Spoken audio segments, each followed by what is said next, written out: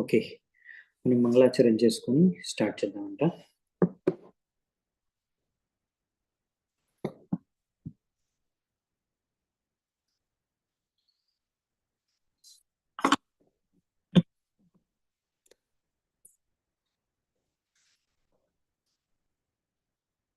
ఓమజ్ఞానతిమిరాంధస్య జ్ఞానాంజనాశలాకయా చక్షురున్మిలితం येन తస్మై శ్రీగురవే నమః. శ్రీచైతన్యమనోభీష్టం స్థాపితం येन భూతలే స్వయం రూపం తదా మహ్యం దదాతి స్వపదాంతికం. వందేహం శ్రీగురూన్ శ్రీయుతాపదకమలం శ్రీగురూన్ వైష్ణవాంశ శ్రీరూపం సాగ్రజాతం सहगण रघुनाथान्वितां तं सजीवं साद्वैतं सावधूतं परिजनसहितं कृष्णचैतन्यदेवं श्रीराधा कृष्णपादान् सहगण ललिता श्रीविशाखान्वितांश्च नमो विष्णुपादाय कृष्णप्रेष्ठाय भूतले श्रीमते भक्तिवेदान्त स्वामिनिते नामिने.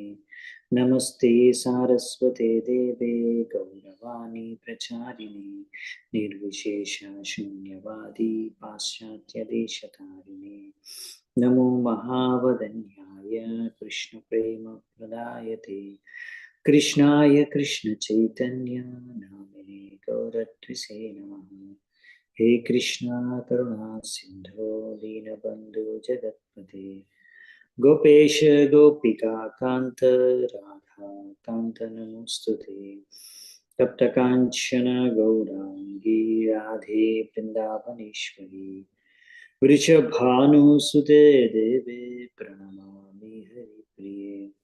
नीलाचल निवासाय नित्याय परमात्मने फलभद्र सुभद्राभ्यां जगन्नाथाय ते नमः.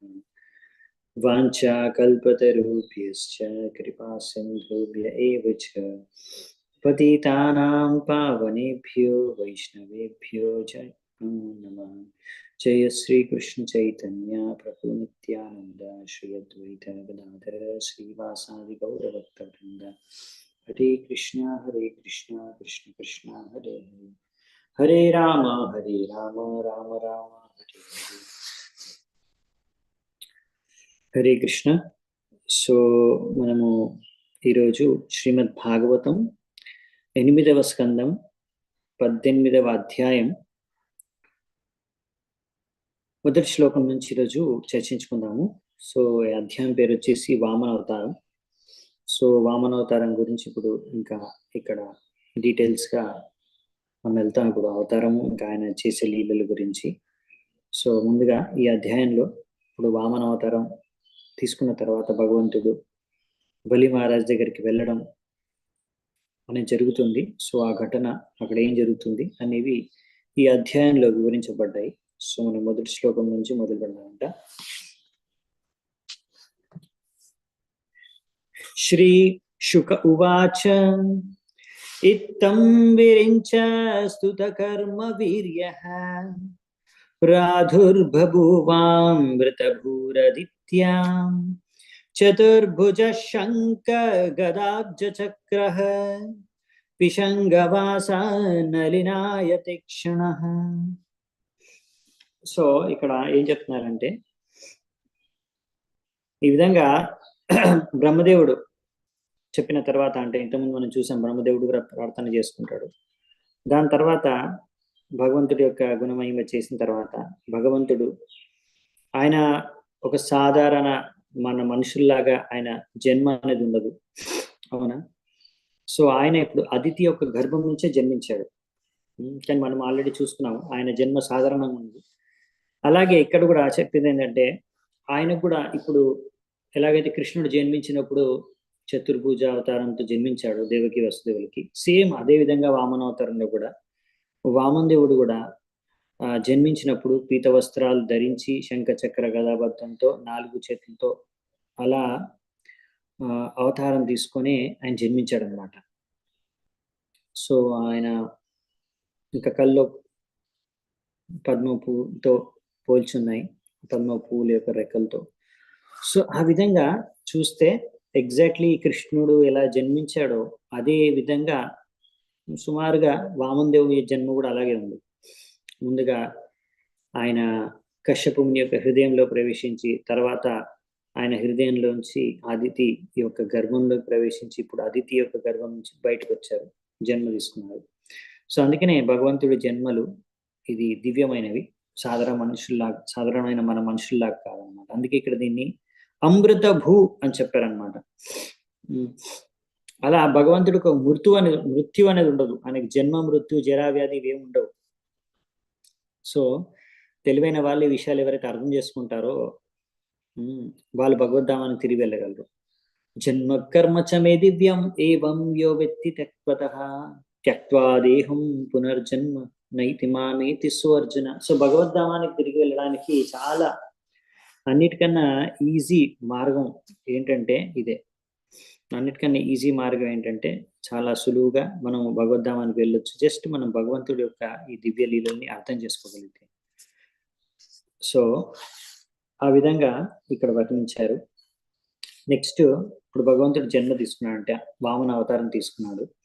నెక్స్ట్ వచ్చేసి 2వ శ్లోకం. శ్యామావదాతో జశరాజకుండల త్రిశోల్లసత్శ్రీ వదనాంబుజ పుమాన్ శ్రీవత్సవక్ష్యా బలయా గదోల్లస కిరీటకాంచీ గుణచారుణోపురః. సో భగవంతుడి యొక్క శరీరం వచ్చేసి ఇప్పుడు శ్యామావదతో, శ్యామవర్ణం అంటే కృష్ణుడిలాగానే శ్యామవర్ణం. ఇంకా ఆయనలో ఎటువంటి లోపాలు లేవు. ఆయన శరీరంలో ఆయన ముఖం వచ్చేది పద్మపు పువ్వులాగా ఉంది. ఇంకా ఆయన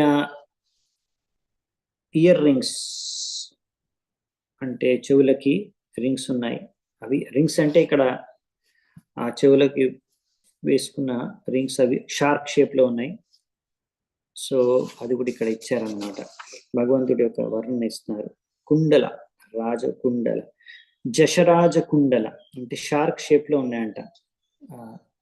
ఆయన ధరించిన కుండల అంటే ఇయర్ రింగ్స్.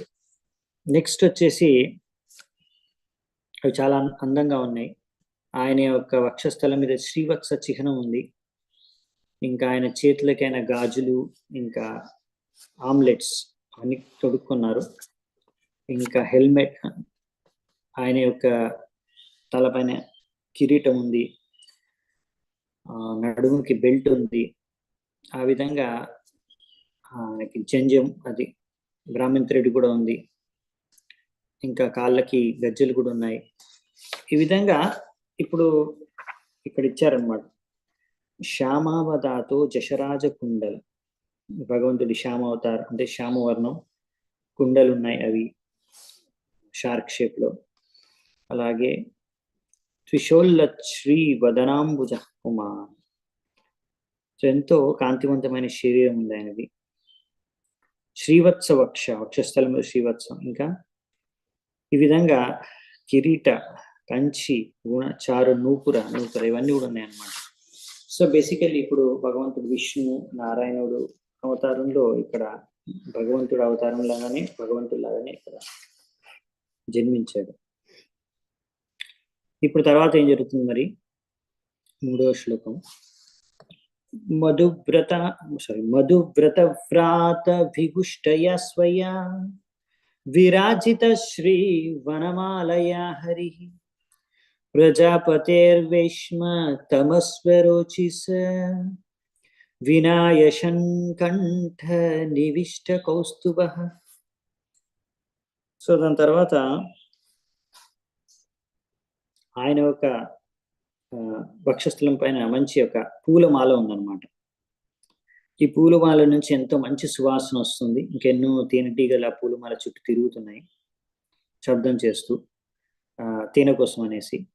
ఈ విధంగా ఇటువంటి భగవంతుడు ఇక్కడ ఇంకా కౌస్తుభమని కూడా ధరించి ఉన్నాడు ఆయన గొంతులో. ఇంకా మెడలో కౌస్తుభమని ఉంది. ఆయన యొక్క శరీరం నుంచి వచ్చే కాంతి అక్కడ ఉన్న అంధకారం అంతా తొలగించేసింది. కశ్యప ముని యొక్క ఇంట్లో ఉన్న అంధకారాన్ని అంతా కూడా. సో ఇది భగవంతుడి యొక్క దర్శనం అన్నమాట వాళ్ళకి లభించింది అదితి కశ్యప మునులకి.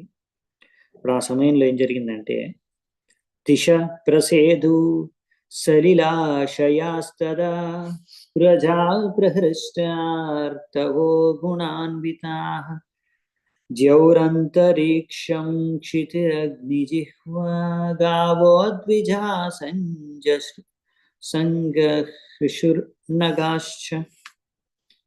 సంజహృషుర్నగాశ్చ. అప్పుడు నలుదిక్కుల అన్ని దిక్కుల్లో కూడా ఆనందమే ఆనందం ఆ సమయంలో. ఆ విధంగా జలాశయాల్లో నీళ్లు, సముద్రాల్లో ఇవన్నిట్లో కూడా ఆనందం. అంటే అక్కడ కూడా జలాశయాల్లో కానీ అన్ని దిక్కుల్లో కానీ ప్రతి ఒక్కరి హృదయంలో కూడా ఆనందం. అప్పుడు న్యాచురల్ గా ఆనందం అనేది వచ్చిందంట. ఆనందం అనేది అన్ని చోట్ల కనిపిస్తుందంట. ఈ విధంగా అన్ని ఋతువులు కూడా అవి వారి వారి లక్షణాలు చూపించాయంట. అన్ని జీవరాశులు, పైలోకాల ఉన్న అన్ని జీవరాశులు, ఇంకా అంతరిక్షంలో ఉన్నవి, ఇంకా పృథ్వీ పైన ఉన్నాయి, అందరూ కూడా ఆనందపడ్డారంట. దేవతలు, ఆవులు, బ్రాహ్మణులు, పర్వతాలు అన్ని కూడా ఆనందంతో నిండిపోయాయంట. సో ఇప్పుడు భగవంతుడు అవతారం తీసుకోగానే అందరూ ఆనందంతో నిండిపోయారు, అన్ని దిక్కుల, అన్ని లోకాల్లో, అన్ని జీవరాశులు. సో ఇప్పుడు అంతటా ఆనందమే ఆనందం ఉందన్నమాట. శ్రోణాయాం శ్రవణద్వాదశ్యాం ముహూర్తేభిజితి ప్రభు సర్వే నక్షత్ర తారాద్యాశ్ చక్రుష్త జన్మదక్షిణం. సో ఎప్పుడు ఈ భగవంతుడు జన్మించాడు అనేది ఇక్కడ ఉందన్నమాట. జన్మతిథి ఎప్పుడు జన్మించాడంటే భగవంతుడు on the day of Shravana Dwadashi. శ్రోణాయాం Shravana ద్వాదశ్యాం. So శ్రావణ ద్వాదశి అంటే శ్రావణ మాసంలో ద్వాదశి రోజు. ఇంకా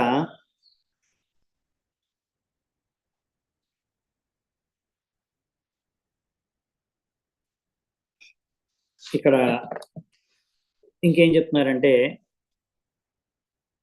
అభిజిత్ నక్షత్రంలో భగవంతుడు ఆవిర్భవించాడు. ఈ విధంగా భగవంతుడు ఆవిర్భవించిన సమయంలో ఎంతో అది శుభ ముహూర్తం అన్నమాట. ఆ సమయంలో అన్ని నక్షత్రాలు, గ్రహాలు, సూర్యుడు నుంచి శనీశ్వరుడు వరకు అందరూ కూడా కరెక్ట్ పొజిషన్స్ లో ఉన్నారన్నమాట. అంటే ఒక మంచి శుభ ముహూర్తం ఉండవలసిన పొజిషన్స్ లో ప్లానెట్స్, స్టార్స్ అన్ని కూడా ఉంటాయి. అవంటికి అలా అరేంజ్ అయిపోయాయి. భగవంతుడు ఏ సమయాన ఏ ముహూర్తంలో అయితే అవతారం తీస్తున్నాడు. సో మనము ఇక్కడ కొన్ని విషయాలు చూస్తాము ఈ వామన దేవులి. ఇన్ఫాక్ట్ మొత్తం భగవతంలో కానీ మన శాస్త్రాల్లో భగవంతుడు కూడా అంటే ఇవన్నీ కూడా అంటే భగవంతుడికి ఏం అవసరం, ఆయన సరైన ముహూర్తంలో జన్మ తీసుకోవడానికి ఎప్పుడు తీసుకున్నా సరిపోతుంది, కరెక్టే. అయినా కానీ భగవంతుడు ఏంటంటే అన్ని నియమాలు ఏవైతే ఉన్నాయో ఆయన సృష్టించిన నియమాలు, ఆయన సృష్టించిన ఈ ప్రకృతి కార్యాలన్నిటి కూడా భగవంతుడు దాని ప్రకారంగా ఆయన ఇచ్చిన వరాలు ఆయన అన్ని పాటించుకుంటూ వెళ్తాడు. ఎలాగంటే అది ఇప్పుడు హిరణ్యకశ్యపుడిని ఎలాగైనా చంపొచ్చు, కానీ బ్రహ్మదేవుడు ఇచ్చిన వరాలన్నింటినీ రెస్పెక్ట్ చేస్తూనే హిరణ్యకశ్యపుని చంపారు. అవునా? అలా ప్రతి ఒక్క ప్రకృతి నియమాన్ని పాటిస్తూనే భగవంతుడు అన్ని లీలలు చేస్తూ ఉంటాడు. సో ఈ విధంగా ఇప్పుడు ఆ విధంగా అన్ని అరేంజ్ అవుతూ ఉంటాయి, లేకపోతే భగవంతుడు అలా అరేంజ్ చేసుకుంటాడు, అవసరం లేకుండా చేసుకుంటాడు. ఇక్కడ కూడా మనం చూస్తాం యాక్చువల్లీ వామనదేవ్ అవతారంలో కూడా మనం ఆల్రెడీ చర్చించుకున్నాం ఎందుకు భగవంతుడు వామనదేవ్ అవతారం తీసుకున్నాడు. ఎందుకంటే ఆయన కావాలనుకుంటే ఏముంది, ఎలాగైనా చంపేయచ్చు బలి మహారాజుని. భగవంతుడు తలుచుకుంటే ఆయనకు ఒక లెక్కే కాదు. ఇంకా ఎలాగైనా స్వర్గాన్ని తీసుకొని ఇంద్రుడికి లాక్కొని ఇచ్చేయచ్చు. భగవంతుడి దగ్గర అధికారం ఉంది, యాక్చువల్లీ ఆ శక్తి కూడా ఉంది. కానీ ఆయన చేయలేదు. ఎందుకంటే అక్కడ బ్రాహ్మణుల చేత ఈ యొక్క బలి మహారాజు ఆశీర్వాదం పొందాడు, వాళ్ళ చేత రక్షింపబడుతున్నాడు అక్కడ. కాబట్టి ఆయన దానికి విరుద్ధంగా భగవంతుడి కార్యాలు చేయదలుచుకోలేదు. సో అందుకనే ఇక్కడ భగవంతుడు ఈ విధంగా ఈ లీల చేస్తున్నాడు వామనదేవ అవతారంలో లీల. సో ఇక్కడ మనకి సూర్యుడి నుంచి తీసుకొని శని వరకు ఇక్కడ అన్ని గ్రహాలన్నీ కూడా సరైన శుభ అంటే శుభముహూర్తంలో ఉండాల్సిన మంచి గడియల్లో ఉండాల్సిన విధంగా అన్ని అరేంజ్ అయి ఉన్నాయంట. ఇప్పుడు ఇక్కడ రాశారనమాట విశ్వనాథ్ చక్రవర్తి మనకు తాత్పర్యంలో చెప్తున్నారు ప్రభుత్వం గారు. ఇక్కడ తారా అంటే ఇక్కడ నక్షత్రాలు అంటే ఇక్కడ మెయిన్లీ తారా అనేది ఈ యొక్క శ్లోకంలో గ్రహాలను ఉద్దేశించి, ఇంకా ఆదయ అంటే ముఖ్యంగా మొదటిది వచ్చేసి ముఖ్యంగా బేసికలీ సూర్యుడు అనమాట.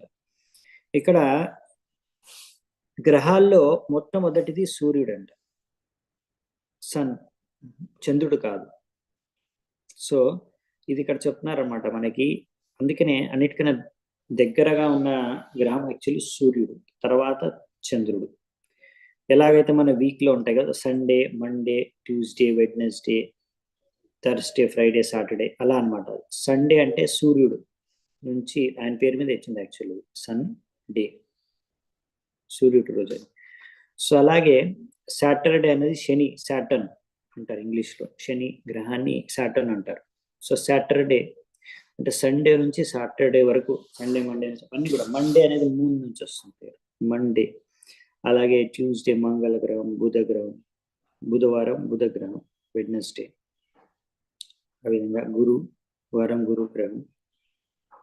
సో ఈ విధంగా బేసికలీ ఈ గ్రహాల పేర్ల మీదనే యాక్చువల్లీ ఈ వీక్లో ఉన్న అన్ని పేర్లు ఉన్నాయన్నమాట. సో అవి అదే ఆర్డర్లో కూడా గ్రహాలు ఉంటాయంట మనకు దూరంలో. సో ఇక్కడ ఈ విషయాన్ని చెప్పారు. సో నెక్స్ట్ ఏంటంటే 6వ నంబర్ శ్లోకం. ద్వాదశ్యాం సవితా తిష్టన్ మధ్యం దినాగతో నృప విజయా నామ సా ప్రోక్త యస్యాం జన్మ విదుర్హరే. హే రాజన్, ఈ విధంగా ఎప్పుడైతే భగవంతుడు అవతరించాడో ద్వాదశి రోజు, వామన ద్వాదశి. సో ఈ 12వ రోజు ఈ ద్వాదశిని విజయ ద్వాదశి అని కూడా అంటారంట. విజయా నామ సప్రోక్త. సో ఇలా ఈ విధంగా ఈ సమయాన్ని విజయ ద్వాదశి అని కూడా అంటారంట పండితులు. శంఖ ధుంధూభయో నేదుర్ మృదంగ పణవానకాః చిత్రవాదిత్రతూర్యాణాం నిర్ఘోషస్తుములో భవత్. ఈ విధంగా అప్పుడు భగవంతుడు అలా జన్మించినప్పుడు శంఖాలు ఊదడం జరిగింది, రకరకాల వాయిద్యాలు వాయించడం, కెటిల్ డ్రమ్స్, డ్రమ్స్, పావనాకాలు, ఆనకాలు, ఇవన్నీ కూడా అందరూ కూడా వాయించడం మొదలుపెట్టారు. ఇలా రకరకాల శబ్దాలతో నిండిపోయిందంట మొత్తం వాతావరణం. ప్రీతాశ్చాప్సరసో నృత్యన్ గంధర్వా ప్రవరాజగు తుష్టువర్ముణయో దేవా మనవః పితరోగ్నయ. ఇలా అందరూ అంటే ఇప్పుడు ఆనందంతో ఉన్నారన్నమాట. భగవంతుడు జన్మించాడు, అవతరించాడు. సో ముఖ్యంగా దేవతలు వీళ్ళందరూ ఇంకా ఎక్కువ, స్వర్గలోక వాళ్ళందరూ కూడా ఇంకా ఎక్కువ ఆనందంగా ఉంటారు. సో ఈ విధంగా అప్సరసలు నృత్యం చేయడం, గంధర్వులు గానం చేయడం, ఇంకా ఋషులు, దేవతలు, మనువులు, పితలు, ఇంకా మిగతా దేవతలు అందరూ కూడా భగవంతుడిని సంతృప్తి పరిచే విధంగా ప్రార్థనలు చేస్తున్నారు ఆనందంతో. అందరూ ఎంతో సంతృప్తి చెంది సిద్ధ విద్యాధరాగణాః సఖిం పురుష కిన్నరాః చారణాయక్షరాక్షాంసి సుపర్ణా భుజగోత్తమాః గాయంతో ప్రశంసంతో నృత్యంతో విబుధానుగాః అదిత్యా ఆశ్రమపదం కుసుమై సమవాకిరణ్. సో ఈ విధంగా సిద్ధులు, విద్యాధరులు, కింపరుషులు, కిన్నరులు, చారణులు, యక్షులు, రాక్షసులు, సుపర్ణులు ఇంకా అంటే సర్పాల్లో శ్రేష్ఠైన వారు, ఇంకా మిగతా దేవతలందరూ అనుచరులు కూడా, వాళ్ళందరూ కూడా అదితి యొక్క ఇంటి పైన పుష్ప వృష్టి, పువ్వుల యొక్క వర్షాన్ని కురిపించారంట. ఇక్కడ ఇక్కడ కుసుమై సమవా కిరణ్ అని ఇచ్చారనమాట. పువ్వులతో నిండిపోయిందంట ఆశ్రమం అంతా. అదితి కశ్యపుల యొక్క ఆశ్రమం అంతా కూడా పువ్వులతో నిండిపోయింది, అందరి ప్రశంసలతో నిండిపోయింది, అందరు నృత్యం చేస్తున్నారంట అలా ప్రశంసిస్తూ భగవంతుడిని. సో ఇలా అన్నమాట, ఒక ఆనందమైన వాతావరణం అక్కడ ఏర్పడింది అనమాట కశ్యపుని అదితి యొక్క ఆశ్రమం చుట్టూ అంతా. నెక్స్ట్ 11వ శ్లోకం. దృష్ట్వాదితిస్తం నిజ గర్భ సంభవం పరం పుమాంసం ముదమాపవిస్మిత గృహీత దేహం నిజ యోగ మాయయా ప్రజాపతిశ్చాజయేతి విస్మిత. ఎప్పుడైతే అదితి పరమేశ్వరుడు భగవంతుడిని దర్శించుకుందో, ఆమె గర్భం నుంచి జన్మించాడు. కానీ ఆయన మాత్రం, ఆయన దక్కిన శరీరము, ఆ శరీరం అనేది ఆధ్యాత్మిక శరీరమే. ఆయన యొక్క అంతరంగ శక్తి ద్వారా, ఆయన ఆధ్యాత్మిక శక్తి ద్వారా, ఆయన సొంత శక్తి ద్వారా ఆయన ఆ ఆధ్యాత్మిక రూపాన్ని ధరించాడు. యాక్చువల్లీ మామూలుగా మనకైతే మన తల్లిదండ్రులు ఇస్తారు శరీరాన్ని, అలా అదితి కశ్యపులు ఇవ్వలేదు శరీరాన్ని భగవంతుడికి. భగవంతుడు దివ్యమైన శరీరంలోనే అక్కడ జన్మించాడు. అందుకనే ఇది ఆయన సాధారణ జన్మ కాదు అని క్లియర్ గా మనకు అర్థమవుతుంది. ఆయన జన్మించినప్పుడు కృష్ణుడిలాగానే ఇక్కడ కూడా ఆయన డైరెక్ట్ గా చతుర్భుజ అవతారాలతో మొత్తం అలంకరించుకొని అన్ని అస్త్రాలతో ఆయన కనిపించాడు. సో ఆమె ఈ దృశ్యాన్ని చూసి ఆమె ఆశ్చర్యంతో ఆనందంతో ఆశ్చర్యపోయింది అనమాట. ఈ విధంగా ప్రజాపతి కశ్యపుడు కూడా జయ జయ అని ఆనందంలో జయ జయ అంటూ అన్నాడంట. జయకారం అంటే జయ అంటే జయ హో అని. సో ఈ విధంగా 12వ శ్లోకం ఇప్పుడు. యత్తద్వపుర్భాతి విభూషణాయుధైర్ అవ్యక్త చిద్వ్యక్తమాధారయద్ధరి బభూవ తేనైవ సవామనో భటుః సంపశ్యతో దివ్యగతే యథా నటః. ఇప్పుడు మరి ఇలా భగవంతుడు ఇలాగే డైరెక్ట్ గా వెళ్ళిపోతే లీల చేయడానికి అది సంభవం కాదు, అంతే కదా. ఒక బ్రాహ్మణుడి యొక్క రూపాన్ని ధరించాలి కాబట్టి భగవంతుడు వెంటనే ఆయన ఇప్పుడు జన్మించినప్పుడు ఆయన అలా విష్ణు అవతారంలో జన్మించిన నారాయణుడిలో ఒక చతుర్భుజ నారాయణుడిలాగా, ఇప్పుడు మాత్రం ఆయన ఈ యొక్క అవతారంలో అందరికీ కనిపించాడు వామన రూపంలో, వామన అవతారంలో. మామూలుగా ఈ అవతారం అసలు భగవంతుడి విష్ణుని నారాయణుని ఇలా ఎవరు దర్శించుకోలేదు సామాన్యుడు. కానీ ఇప్పుడు ఇక్కడ ఆయనకి వాళ్ళ తల్లిదండ్రులకు అలాంటి దర్శనం ఇచ్చాడు. దాని తర్వాత వెంటనే ఆయన ఒక భటుడు అంటే ఒక బ్రాహ్మణ డ్వార్ఫ్ బ్రహ్మచారి అన్నమాట. అంటే పొట్టిగా ఉన్న ఒక బ్రాహ్మణ బ్రహ్మచారి భటుడు అంటారు. ఎలా ఇప్పుడు ఈ వేషాన్ని ధరించాడు ఒక విధంగా చెప్పాలంటే భగవంతుడు. ఎలాగైతే ఒక డ్రామాలో యాక్టర్, నాటకం చేసే యాక్టర్ ఎలా వేషం మారుస్తాడో అలా భగవంతుడు ఒక వేషం మార్చి ఈ వేషం వేశాడు అన్నమాట. వామన అవతారం వేషం వేశాడు. సో ఈ విధంగా భగవంతుడు ఇక్కడ అవసరాన్ని బట్టి ఇలాంటి అవతారాలు తీసుకుంటూ ఉంటారు. అలా భగవంతుడు ఎన్నో అవతారాలు, ఎన్నో వేషాలు వేస్తారు అన్నమాట, ఎన్నో అవతారాలు ధరిస్తారు. కానీ అన్ని అవతారాలు కూడా ఆధ్యాత్మిక రూపాలే. అద్వైతమచ్యుతమనాదిమనంత రూపం ఆద్యం పురుషం. సో ఇవన్నీ కూడా అన్ని ఆధ్యాత్మిక రూపాలే. ఇలా రామాదిమూర్తి శుకలానియమేన తిష్టాం నానావతారమకరో భువనేషు కింతు. ఇవన్నీ ఎన్నో అవతారాలు ఇలా ధరిస్తాడు భగవంతుడు అని మనకు బ్రహ్మదేవుడు కూడా చెప్పాడు బ్రహ్మ సంహితలో. కానీ ఇవన్నీ కూడా ఆ భగవంతుడు సేమ్ అన్నమాట. అన్ని అవతారాలకి ఒకే శక్తి ఉంటుంది, అన్ని కూడా ఆధ్యాత్మిక అవతారాలు. ఈ విధంగా వామన దేవుడి యొక్క రూపంలో ఇక్కడ ఇప్పుడు భగవంతుడు ప్రత్యక్షమయ్యాడు. ముందు నారాయణుడి రూపంలో ఉండి తర్వాత అక్కడ నుంచి వామన రూపంగా మారిపోయాడు భటుడిగా. సో ఈ విధంగా భగవంతుడు ఏ రూపాన్ని అంటే ఆ రూపాన్ని చేంజ్ చేసుకోగలడు. ఎందుకంటే ఆయనది ఆధ్యాత్మిక శరీరం, మనలాగా భౌతిక శరీరం కాదు. సో మనమంతా అలా ఇలా అనుకోగానే, ఊహించుకోగానే మనం శరీరాన్ని చేంజ్ చేయలేం, కానీ భగవంతుడు చేంజ్ చేసుకోగలడు. ఎందుకంటే ఆయన శరీరం ఆధ్యాత్మిక శరీరం కాబట్టి. సో ఈ విధంగా అందుకనే ఎవరైనా ఇలాంటి లీల విన్న తర్వాత కూడా ఇంకా భగవంతుడి శరీరం కూడా మనలాంటి శరీరమే అనుకుంటే మూర్ఖులు అంటారు. నిజంగా వాళ్ళకి తెలివి లేదని అర్థం, బుద్ధి లేదని అర్థం అనమాట. ఎందుకంటే మరి నీది భగవంతుడు ఒకేలాగా శరీరం అయితే నువ్వు కూడా అలా మార్చే శరీరాన్ని వెంటనే తలుచుకొని మార్చుకోగలుగుతావు? మార్చలేవు. కాబట్టి ఇలాంటి వాళ్ళకి, అంటే ఇలాంటి నాస్తికులకి చెప్పడానికి అనమాట. అందుకనే మనము ఇలా ఎవరికైనా ఎక్స్ప్లెయిన్ చేయాలి భగవంతుడు ఏంటనేది, ఆయన ఎందుకు దివ్యమైన రూపమైందనేది, ఇలాంటి లీలలు వాళ్ళకి ఇలాంటి శ్లోకాలు ఇలాంటి శాస్త్రాలు చదివితే వినిపిస్తే అప్పుడు వాళ్ళకి అర్థమవుతుంది. ఒకవేళ వాళ్ళు వినాలనుకుంటే, తెలుసుకోవాలనుకుంటే తెలుసుకోగలరు.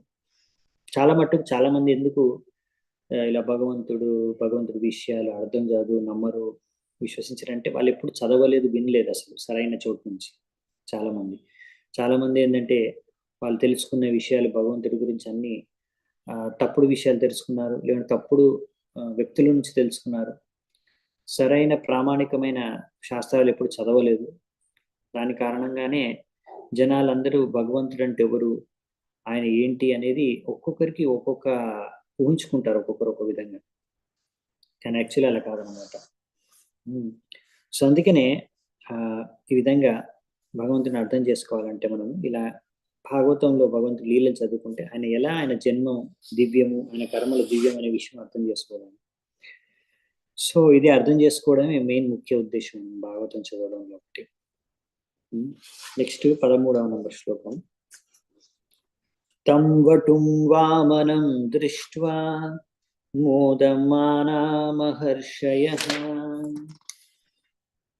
కర్మాణి కారయామాసుః పురస్కృత్య ప్రజాపతిం. ఎప్పుడైతే మహర్షులు అందరూ చూశారో ఈ బ్రహ్మచారి భట్టుడైన వామనుడిని, అప్పుడు వాళ్ళందరూ కూడా ఎంతో సంతృప్తి చెందారండి భగవంతుడి అవతారం తీసుకోమని. అందుకని వెంటనే ఏం జరిగిందంటే, thus they placed before them Kashyapa Muni and the Prajapati and performed all the ritualistic ceremony such as the birthday ceremony. ఇప్పుడు ఆయన పుట్టిన రోజు అంటే పుట్టారు కదా, పుట్టిన తర్వాత జాత కర్మ అని చేస్తారు, దాన్ని బర్త్డే అనుకోండి మన భాషలో. సో ఇక్కడ ప్రభుపాల్ వారు అందుకే బర్త్డే సెరమనీ అని రాశారు. బట్ బేసికలీ ఇక్కడ ఏంటంటే పుట్టిన తర్వాత చేయాల్సిన జాతకర్మని ఇక్కడ చేశారనమాట. వేదిక సంప్రదాయం ప్రకారం ఫస్ట్ పుట్టగానే జాతకర్మ చేయాలన్నమాట. సో ఈ విధంగా వామన రూపకి ఇక్కడ వీరందరూ కూడా చేశారనమాట మహర్షులు. ఈ విధంగా వెంటనే ఆయనకి ఈ యొక్క ఉపనయనం కూడా చేసేసారంట. సో చాలా ఫాస్ట్గా అయిపోతాయి అనమాట వామన అవతారంలో అన్ని సంస్కారాలు చాలా ఫాస్ట్గా చేస్తారు. తస్యోపనీయమానస్య సావిత్రీం సవితా బ్రవీత్ బృహస్పతిర్బ్రహ్మసూత్రం మేఖలాం కశ్యపో దదాత్. సో ఇప్పుడు ఈ ఉపనయనం అనేది కూడా వామన అవతారానికి వెంటనే జరిగిపోయింది. సూర్యదేవుడు డైరెక్ట్గా ఆయనకు ఈ గాయత్రి మంత్రం ఇచ్చాడు, బ్రహ్మ గాయత్రి. ఇంకా అలాగే బృహస్పతి వచ్చేసి ఆయన ఈ ఉపవీత అంటే అది జంజము ఉపవీత అనేది ఆయనకు తొడిగారు.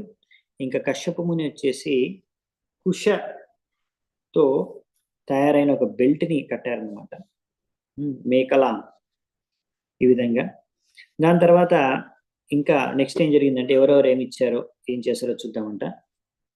దదౌ కృష్ణాజినం భూమిర్ దండం సోమో వనస్పతి కౌపీనాచ్ఛాదనం మాత ద్యౌశ్చత్రం జగతః పతే. భూమాత వచ్చేసి ఏమిచ్చిందంటే ఆయనకి డియర్ స్కిన్, ఎందుకంటే వాళ్ళు డియర్ స్కిన్ వేసుకుంటారు, జింక యొక్క చర్మం అనమాట. ఇంకా నెక్స్ట్ వచ్చేసి సోమదేవుడు,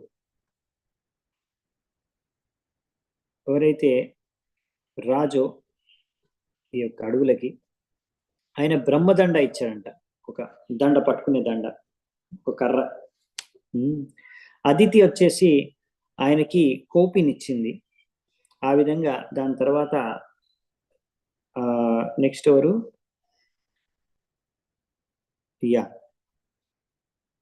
అయ్యా స్వర్గంలోంచి నివసించే ఒక దేవతలు వచ్చేసి ఆయనకి అంబ్రెల్లా ఛత్రం ఇచ్చారు. ఛత్రం జగత పతి. ఓకే, స్వర్గం నుంచి ఆయనకి ఛత్రం లభించింది. ఈ విధంగా ఇంకా ఎవరెవరేమి ఇచ్చారంటే కమండలం వేద గర్భ కుషాన్ సప్తర్షయో దదుః అక్షమాలం మహారాజా సరస్వత్ అవ్యయాత్మన. ఇంకెవరు? బ్రహ్మ దేవుడు వచ్చేసి కమండలు ఇచ్చాడు. అలాగే సప్తఋషులు వచ్చేసి ఆయనకి కుషాగ్రాస్ ఇచ్చారు. అలాగే సరస్వతి మాత వచ్చేసి ఆయనకి రుద్రాక్షమాలు ఇచ్చింది. ఓకే, ఇంకా 17వ నంబర్ శ్లోకం. తస్మా ఇత్యుపనీతాయ యక్షరాట్ పాత్రికామదాత్ భిక్షాం భగవతి సాక్షాత్ ఉమాదాత్ అంబికా సతీ. ఇలా ఇంకా వామదేవుడు ఎప్పుడైతే ఆయనకి ఇలా ఉపవీతము ఇంకా లభించిందో అప్పుడు యక్షరాజులైన కుబేరుడు ఆయనకి మొదటి భిక్షం ఇచ్చాడంట. ఇంకా అలాగే భగవతి అంటే శివుడి యొక్క భార్య, ఆమె సారీ, కుబేరుడు వచ్చేసి ఆయనకు భిక్షాటన చేసుకోవడానికి పాత్రనిచ్చాడు. ఫస్ట్ భిక్షం వచ్చేసి ఆమె పార్వతీదేవి వామనదేవికి ఇచ్చిందంట ఫస్ట్ భిక్షం. భిక్షాం భగవతి సాక్షాత్, పార్వతీదేవి సాక్షాత్ ఆమె ఫస్ట్ భిక్షం వేసింది. ఉమాదాద్ అంబికా సతి, అదే శివుడి యొక్క భార్య అని చెప్తున్నారు, అంబిక. సో నెక్స్ట్ 18వ నంబర్ శ్లోకం. సబ్రహ్మ వర్చసేనైవం సభాం సంభావితో వటుః బ్రహ్మర్షిగణ సంచుష్టాం అత్యరోచత మారిషః. ఈ విధంగా అందరూ ఈ విధంగా వామన దేవుడికి స్వాగతం పలికారు. ఈ బ్రహ్మచారుల్లో శ్రేష్ఠుడైన ఈ యొక్క బ్రహ్మ తేజస్సుతో ఉన్న వామనుడిని అందరూ స్వాగతం పలికారు. ఈ విధంగా అప్పుడు ఆయన సౌందర్యం అక్కడ సభలో అందరిని మించిపోయింది అనమాట. ఆ సభలో ఎవరైతే అందరు ఋషులు ములు ఉన్నారో ఆ సభలో ఈ యొక్క వామన అవతారం యొక్క సౌందర్యం. సమిద్ధం మాహితం వహ్నీం కృత్వా పరిసమోహనం పరిస్త్రీయ సమభ్యర్చ్య సమిద్భిర్ అజుహద్విజః.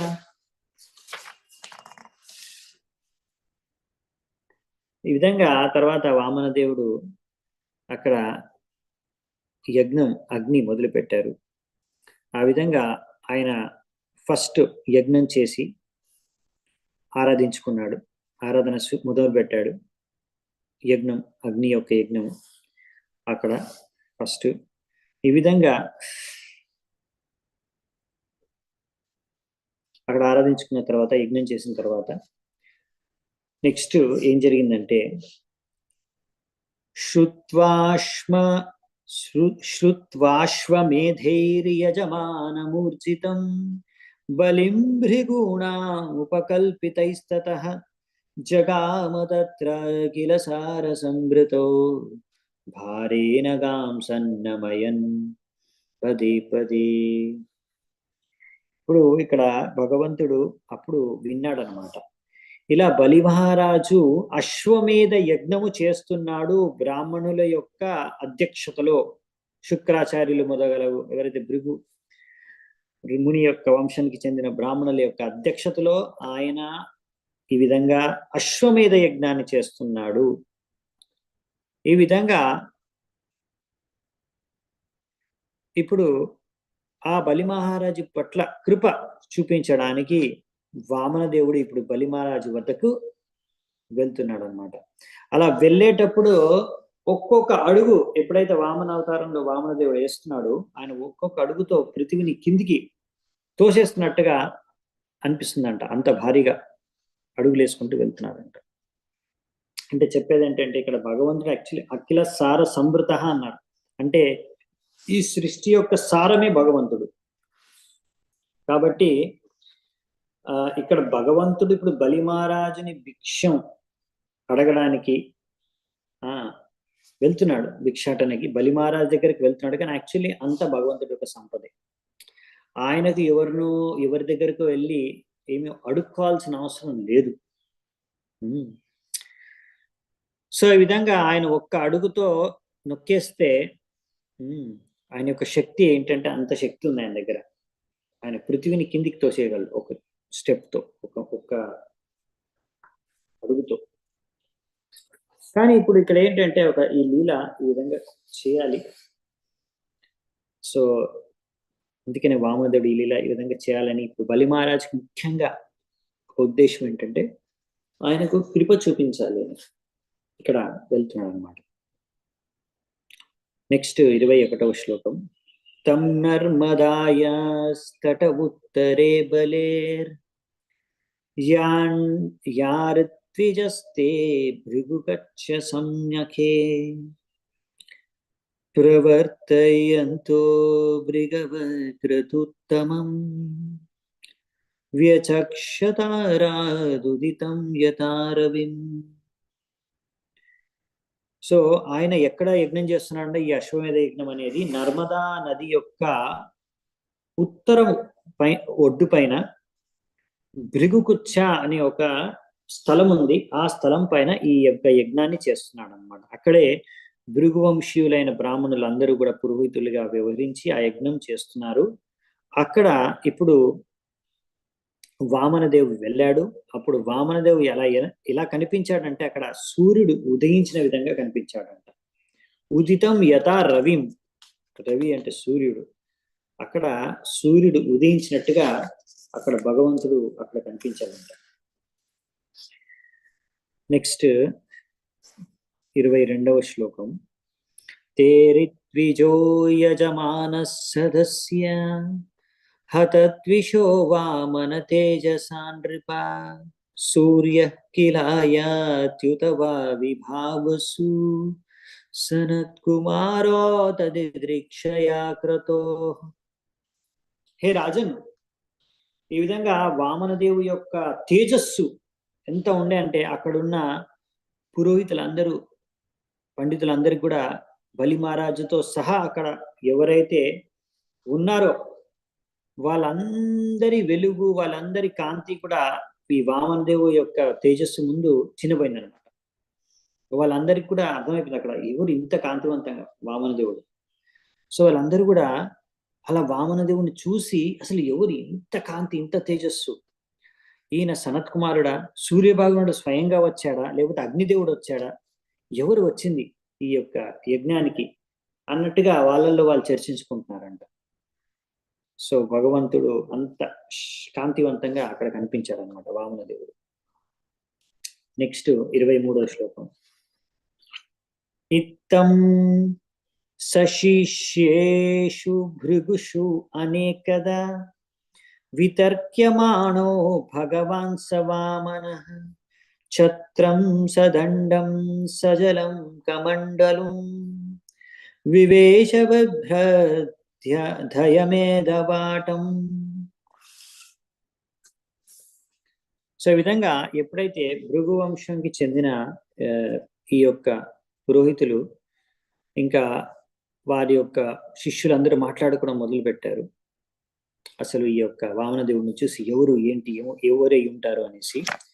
అప్పుడు వామనదేవుడు ఆయన చేతిలో దండ పట్టుకొని ఉన్నారు. ఆయన ఇంకో ఛత్రం, ఛత్రి ఉంది, ఆయనకి ఛత్రం ఉంది. అలాగే ఇంకో చేతిలో కమండుల్లో నీళ్లున్నాయి. అలా ఛత్రము, దండ ఇంకా కమండలు తీసుకొని ఆయన అక్కడ ప్రవేశించారంట. ఇక్కడ అశ్వమేధ యజ్ఞం జరిగే ఆ యజ్ఞం యొక్క స్థలానికి వచ్చారన్నమాట వామనదేవుడు. ఇప్పుడు ఏం జరిగింది అక్కడ దాని తర్వాత చూద్దామంట. 24-25. మౌంజ్యామేకలయా వీతం ఉపవీతాజినోత్తరం జటిలం వామనం విప్రం మాయా మానవకం హరిం ప్రవిష్టం వీక్ష్య భృగవః సశిష్యాస్తే సహాగ్నిభిః ప్రత్యగృహ్ణన్ సముత్థాయ సంక్షిప్తాస్తస్య తేజసా. ఇలా ఒక బ్రాహ్మణ పుత్రుడిగా, బ్రాహ్మణ పిల్లవాడిగా అక్కడ భగవంతుడు ఇలా ఆయన జింక చర్మం ధరించి, ఉపవీతము ధరించి, కుశగ్రాసి యొక్క బెల్ట్ ధరించి, ఇంకా మ్యాటెడ్ లాక్స్ ఆఫ్ హెయిర్, జట, ఇంకా అది హెయిర్ జట, ఇంకా అలా ఒక వామన రూపంలో భగవంతుడు అక్కడ ప్రవేశించాడు. కానీ ఆయన నుంచి వచ్చే కాంతి ఎంత కాంతివంతంగా ఉందంటే, వెలుతురు, అక్కడ అందరూ కూడా దాని పట్ల ఆకర్షితులైపోయారు. వాళ్ళందరూ ఇంకా చెప్పాలంటే అలా వామనదేవుడు రాగానే అందరూ లేచి నించోని మరీ భగవంతుడికి స్వాగతం పలికి అందరూ ప్రణామాలు చేశారంట. ఎవరో ఈయన స్పెషల్ వ్యక్తి అనే విషయాన్ని అర్థం చేసుకొని అందరూ ఆయనకి ప్రణామాలు చేశారంట, బ్రాహ్మణుడికి. అంటే బ్రాహ్మణ రూపంలో ఉన్న, వామన రూపంలో ఉన్న భగవంతుడికి.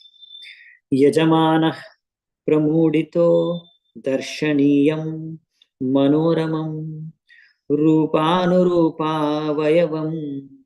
తస్మాసనమాహరత్.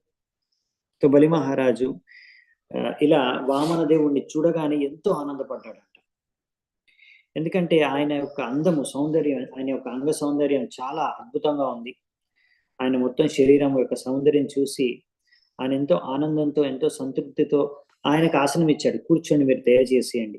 తస్మా ఆసనం ఆహరత్, మీరు దయచేసి మంచి ఆసనం మీద కూర్చోండి అని ఆయనకు ఆసనం ఇచ్చారండి. వెల్కమ్ చేశారు బలి మహారాజు ఎంతో ఆనందంతో.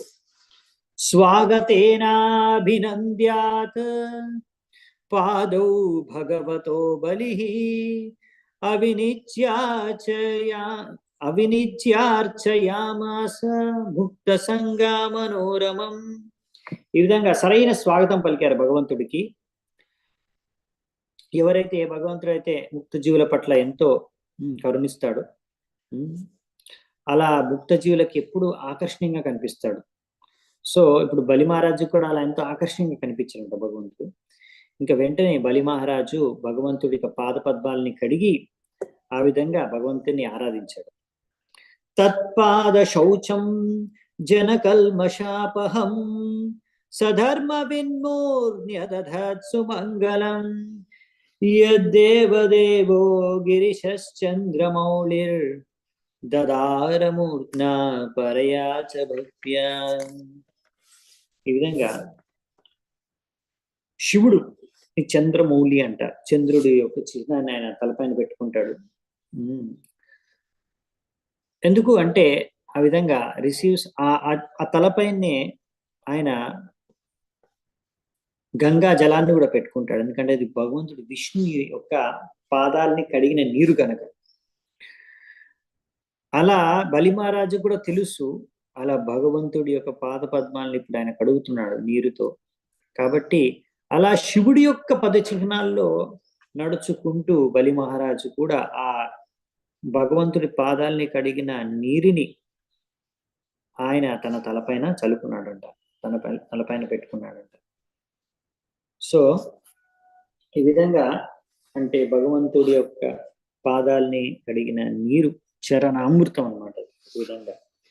సో అది తలపైన పెట్టుకున్నాడు. అందుకని ఎలాగైతే శివుడిని అందుకని గంగాధర అంటారు, గంగనైనా అందుకే తలపైన పెట్టుకుంటాడు. ఎందుకు అంటే అది భగవంతుడి యొక్క పాద పద్మాలని కడిగిన నీరు కనుక. సో ఆ విధంగా శివుడు భగవంతుడికి ఆయన సమ్మానం. ఇప్పుడు ఎవరైనా కాళ్ళు కడిగిన నీరుని మీరు తలపైన పెట్టుకున్నారంటే మీరు వాళ్ళకి ఎంత సమ్మానం చూపిస్తున్నట్టు అది తెలుస్తుంది అనమాట. ఆ విధంగా మీరు సమ్మానం చూపించవచ్చు. అంటే మీరు వాళ్ళ కాళ్ళు కడిగిన నీళ్ళకు కూడా ఎంత వాల్యూ ఇస్తారంటే మా తలపైన పెట్టుకుంటున్నారు అంటే మనం అంత గొప్పగా వాళ్ళని గౌరవిస్తున్నాము, సమ్మానిస్తున్నాము, వాళ్ళని ఆదరిస్తున్నాము అనే విషయాన్ని వాళ్ళకి తెలియజేయచ్చు అన్నమాట. ఈ విధంగా ఇది ఒక సింబాలికల్లీ, అంటే ఈ విధంగా సింబాలికల్ అంటే ఈ విధంగా ఈ కార్యం ద్వారా దాని అర్థం అదనమాట. ఈ విధంగా మనం వాళ్ళని సమ్మానిస్తాం. సో ఇలాంటి ఉదాహరణ అందరూ కూడా పాటించాలి, శివుడి నుంచి నేర్చుకొని. శివుడు ఒక మహాజనుడు. అలాగే బలి మహారాజు కూడా ఇప్పుడు తర్వాత ఈ లీల తర్వాత ఆయన కూడా మహాజనుడు అయిపోతాడు. సో ఒక మహాజనుడు ఇంకో మహాజనుడు ని పాటిస్తున్నాడు అన్నమాట. ఇది పరంపర. ఈ విధంగా మనం కూడా అలా మహాజనుల్ని అనుసరించి మనం కూడా మన యొక్క ఆధ్యాత్మిక మార్గంలో చేతనలో ఇంకా ఎదగొచ్చు. సో అందుకని గంగా జలాలు అనేవి భగవంతుడి యొక్క పాద పద్మాల నుంచి స్పర్శించి వచ్చేవి. కాబట్టి ఇక్కడ వామన దేవుడు పాదాలని స్పర్శించాయంటే అది కూడా గంగా జలాలతో సమానమే. కాబట్టి బలి మహారాజుకి ఇవన్నీ విషయాలు తెలుసు, ధర్మ విలువలు తెలుసు. అందుకనే ఆయన శివుడిని అనుసరిస్తూ ఆయన కూడా జలాలు తలపైన పెట్టుకున్నాడు. ఇప్పుడు బలి మహారాజు మాట్లాడతాడు. శ్రీ బలిరువాచ స్వాగతం తే నమస్తుభ్యం బ్రహ్మన్ కిం కరవామతే బ్రహ్మర్షిణాం తపస్సాక్షాన్ మన్యే త్వార్యా వపుర్ధరం. సో బలి మహారాజు ఏమంటాడంటే వామన దేవుడికి, ఓ బ్రాహ్మణ, నీకు నా స్వాగతం, నా హృదయపూర్వక స్వాగతం, నా ప్రణామాలని స్వీకరించండి. దయచేసి మీరు నాకు తెలియచేయండి, నేను మీకు ఏ సేవ చేయగలను. మీరు ఆ తపస్సుకి ప్రతిరూపం, ఇంకా ఎంతో గొప్ప బ్రాహ్మణ ఋషి మీరు. కాబట్టి నేను మీ గురించి ఇలా అనుకుంటున్నాను. సో నేను మీకు ఏ విధంగా సేవ చేయగలను, సహాయం చేయగలను అని ఇక్కడ బలి మహారాజు అడుగుతున్నాడు. అద్యన పితరస్త్రిప్త అద్యన పావితం కులం అద్య స్విష్ట క్రతుర్ అయం యద్భవానాగతో గృహాన్. ఓ భగవంతుడా, హే ప్రభు, ఎందుకంటే మీరు దయ తలచి మా ఇంటికి వచ్చారు కాబట్టి నా పూర్వీకులందరూ కూడా సంతృప్తి చెందారు. నా పరివారం, నా వంశం అంతా కూడా ఎంతో ఎంతో పవిత్రమైపోయింది. ఇంకా ఏ యజ్ఞం అయితే నేను చేస్తున్నానో మీ యొక్క రాకతో అది పరిపూర్ణమైపోయింది అనేసి ఇక్కడ బలి మహారాజు వామన దేవుని స్వాగతం పలికి ఆయన్ని పొగుడుతున్నారు. 31వ శ్లోకం. అధ్యాగ్నయో మే సుహృతాయత విధి ద్విజాత్మజత్వచ్చరణావనే జనైః హతాం హసో వార్విరియం చ భూరహో తథా పునీతా తనుభిః పదైస్తవ. ఓ బ్రాహ్మణ పుత్ర, ఈరోజు శాస్త్రానుసారంగా ఇక్కడ అగ్ని యజ్ఞం జరుగుతుంది. తద్వారా ఇంకా ఈరోజు